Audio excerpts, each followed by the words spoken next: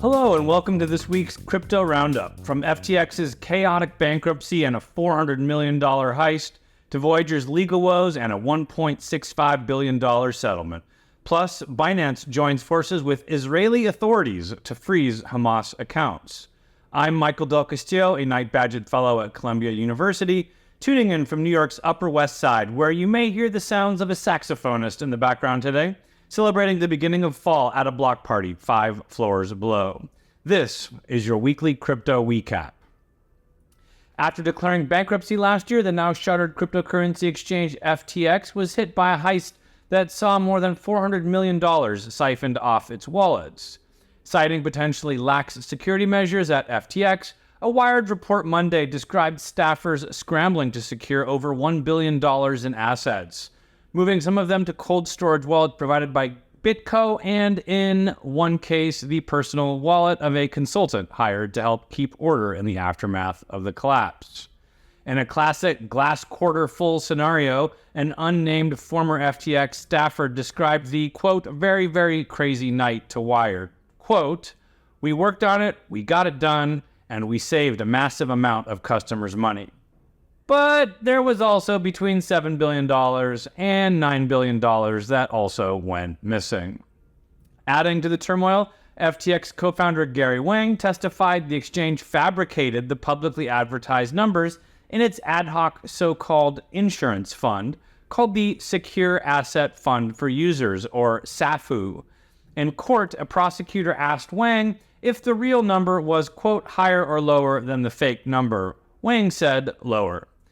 In related news, after FTX competitor Binance last November reportedly topped up its own SAFU account with $1 billion, the exchange rebranded its Binance custody software to CEFU, C-E-F-F-U, a play on the Secure Asset Fund for Users acronym.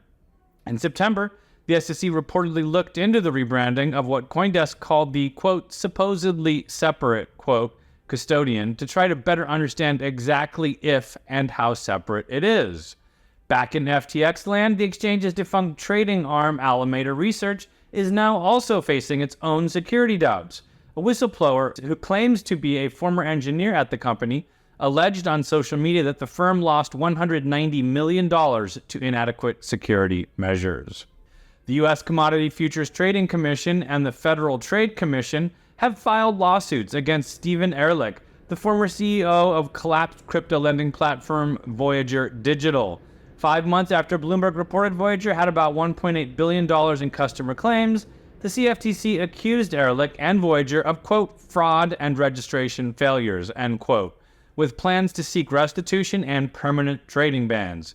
Samuel Levine, the director of the FTC's Bureau of Consumer Protection, said in a statement, quote, "This action reminds companies and individuals, don't play fast and loose with claims about FDIC insurance."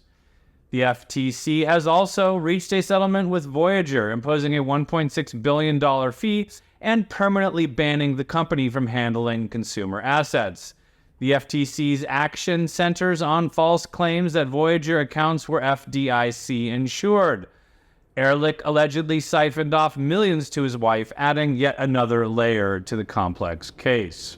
In a week marked by the escalating conflict between Israel and Palestine, Israeli authorities joined forces with crypto exchange Binance to freeze cryptocurrency accounts linked to the militant group Hamas, according to a report by Israeli tech and startup news site Calcast Tech. Following recent attacks that resulted in over 1,000 Israeli casualties and another 1,000 Palestinian casualties in an Israeli retaliation, the accounts were used to raise funds for the group, according to the report.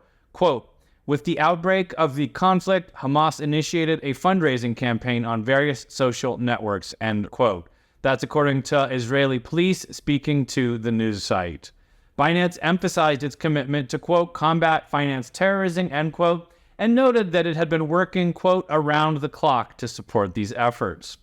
In response to the war, crypto firms including Fireblocks and Market Across launched Crypto Aid Israel to support affected citizens. However, the clampdown on Hamas crypto activities is part of a broader focus on how the group and others use digital assets. Crypto analytics firm TRM reported that Hamas had received nearly $800,000 in total through crypto, and Israeli police's Lahav 433 is collaborating with intelligence agencies to shut down such channels.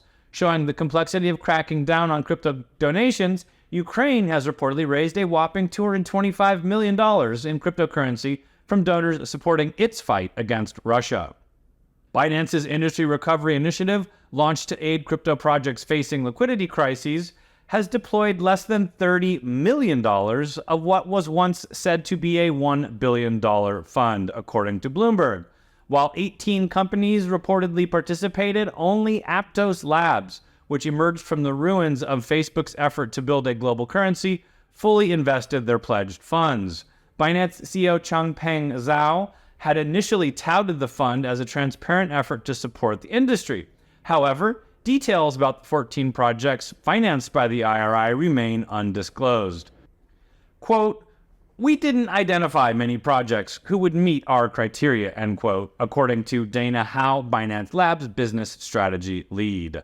The exchange has since moved $985 million back to its corporate treasury, according to the report, signaling a shift in strategy. A Binance spokesperson told Bloomberg, quote, "We will keep funds available as needed, but they will sit in our corporate wallets."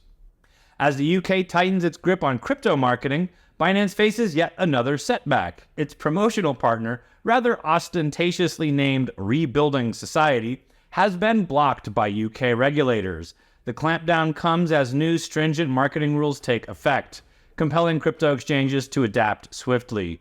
Binance, known for its aggressive marketing strategies, now finds itself navigating a regulatory maze. Meanwhile, OKX is also making adjustments to comply with the UK's evolving crypto marketing landscape. Both exchanges appear keen to ally their operations with the new regulations to avoid penalties and, of course, maintain valuable market access. This week, the legal battle between Coinbase and the U.S. Securities and Exchange Commission intensified as the North American Securities Administrators Association, or NASA, filed an amicus brief supporting the SEC. The NASA argued that digital assets should not be treated as, quote, "somehow special," end quote, and that Coinbase should be subject to the same regulatory obligations as other market participants. Quote, "The SEC case against Coinbase isn't extraordinary," the association wrote, referencing to the Howey test, a legal framework often used by the SEC to classify transactions as investment contracts. On social media, legal experts weighed in on the case. Former FDIC attorney turned Capitol Hill consultant Todd Phillips argued that the SEC's strategy, quote, "doesn't make sense." Jake Chervinsky, the chief policy officer of advocacy group Blockchain Association, expressed confidence that Coinbase would win, writing that there are, quote, "the far better arguments," end quote, supporting the cryptocurrency exchange presented in amicus briefs by various crypto organizations. Chervinsky emphasized that the SEC's current stance, quote, "fails as a matter of text, history, precedent, and common sense," end quote. Something called BitVM, as in virtual machine, emerged as a hot topic in the Bitcoin community on Monday. Software developer Robin Linus of ZeroSync published a white paper on BitVM describing what he says is a way to make the current version of Bitcoin as programmable as Ethereum. Similar to how Ordinals was implemented last year to enable NFTs on the Bitcoin blockchain, BitMV supposedly would not require any hard-to-implement controversial upgrades to Bitcoin's core database. Not since Uniswap's 2020 white paper on automated market makers has a white paper caused this much stir. After initially offering a critical perspective on the white paper, Adam Back, the cryptographer and CEO of Montreal-based Bitcoin development firm Blockstream, conceded he'd misunderstood the paper. He's not alone. Bob Bodley, the CEO of Bitcoin NFT marketplace Bionic Market, cautioned that, quote, "BitVM is very, very complex to understand and implement," end quote. Manib Ali, the co-creator of Bitcoin Layer 2 solution and potential BitVM competitor Stacks, took issue with calling the technology described in the paper as a virtual machine, writing on social media, "This is very different from a full VM like on Ethereum or Solana." Speaking of Bitcoin, network transactions on the cryptocurrency market, currently valued at $561 billion, have sharply declined to around 280,000 weekly, a level not seen since February following the peak around ordinals in September. The Polygon-based stablecoin Real USD, going underneath the ticker USDR, has lost its peg to the US dollar, plummeting to as low as 51 cents. Issued by Los Angeles-based Tangible DAO, the stablecoin that was backed by illiquid real estate holdings but relied on another stablecoin called DAI to achieve liquidity ran out of token supplies, forcing it to tap into $6.2 million it says it had in a so-called insurance fund. The native tangible token TNGBL, which was offered as a reward to users who locked up their assets to help back the stablecoin, also saw a deep drop, further destabilizing the treasury. The stablecoin's price at one end rebounded to 68 cents, but then promptly fell back to 53 cents with a market capitalization of about $40.9 million. The collapse may have been triggered by a rush of redemptions, eroding $11.8 million of DAI that was collateral for the stablecoin. Adding to the chaos, a user on OceanSwap swapped 131,350 WUSDR, that's wrapped USDR tokens, for less than 0.0001, let me make sure I got all those zeros right, yes, in USDC, paying a gas fee of 0.0012 BNB, or about 25 cents. Poor soul. In a twist that could only happen in the crypto world, American supermarket chain Trader Joe's is suing a decentralized exchange that goes by the name Trader Joe, singular. The grocery giant alleges that the crypto platform intentionally mimicked its name. The DEX's co-founder Changche Lu, a Chinese citizen residing in Singapore, is named in the lawsuit. Lawyers for the Trader Joe's supermarket argue that the crypto platform created a narrative around a fictional Trader Joe, closely associating it with the supermarket's brand. The DEX's logo even features a character donning a red cap, the high-profile primary color of the grocery chain. So next time you're shopping for avocados or altcoins, make sure you know which Trader Joe's you're dealing with. And that's all. Thanks so much for joining us today. Stay tuned to Unchained for unparalleled coverage of the Sam Bankman-Fried criminal trial. Laura is in the courtroom delivering first-hand observations and in-depth analysis of this pivotal case. With daily podcasts, videos, and written updates, Unchained is your go-to source for all developments that could redefine the crypto landscape. Visit unchainedcrypto.com and never miss an update. Unchained is produced by Laura Shin with help from Kevin Fuchs, Matt Pilchard, Juan Aronovich, Megan Gavish, Shawshank, and Margaret Curia. This weekly recap was written by Juan Aronovich and edited by myself, Michael Del Castillo. Thanks so much for listening and looking forward to speaking to you next week. Have a good weekend.